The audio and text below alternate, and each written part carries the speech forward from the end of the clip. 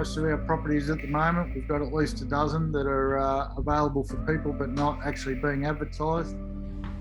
It's a great option for people to test the waters before they go on with a full-blown market campaign, and with so many buyers around, it also can be quite advantageous to not have to spend all the money on marketing your property and get a great price before you go on. It takes a lot of the stress away, I think. People can be a bit apprehensive selling their house, all the preparation, the exposure. That's a really good way of testing the waters without getting too wet. And the outcome more often than not is actually quite productive. Yeah, we've seen quite a few of our sales this year especially, but even more recently, there's a lot of people would like to move but aren't quite sure where they're going yet. Problem is you can't decide where you're going until you know how much money you're going to get. So being able to have a multi-phase strategy and get the feedback without having to pay for it. Feedback, what's better than free feedback? Yeah, we've seen it help quite a lot of people. That's awesome. Listen guys, I don't know whether you've heard it lately, but I've been hearing that the market's so buoyant that actually some real estate agents are running around and they try to lure property sellers to put their home on the market without contract and without making sure that things are legal. I think that is the most dangerous for home sellers. I understand that they should do their best and try and take advantage of the market, but we need to do it right, because let me tell you, it's going to be a fine not only to the agent, but it's also going to be a fine to the home sellers, and I think that we ought to warn these home sellers.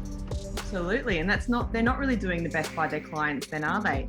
They're doing the worst. They're being incompetent and non-compliant and doing something illegal. So absolutely, don't do it. Do it the right way the first time so you can get the best result the first time. And I always say this, if the agent is ready to break the law and try to get you into it, what do you reckon he's going to do behind your back?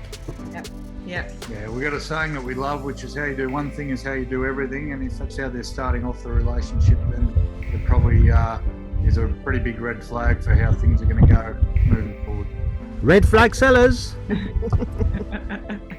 Well, every week we get our challenges, but one of the challenges in a good market is sometimes convincing a seller that a price is a good price. Yeah, it can happen.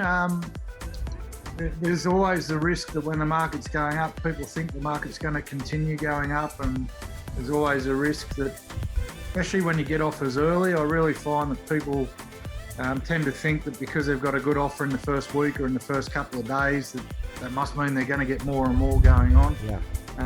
It can be pretty dangerous, and more often than not, unfortunately, we see with those sort of people, they end up losing money, not making money. Yeah, I've been a long time in real estate, mate. The best offers always come in early. Usually afterwards, it's always downhill.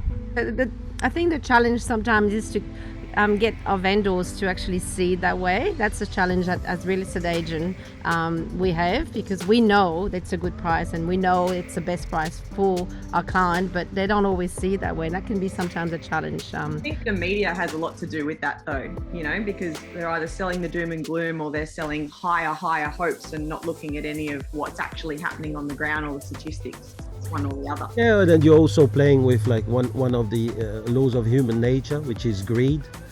Because we're in an up market, maybe there's more.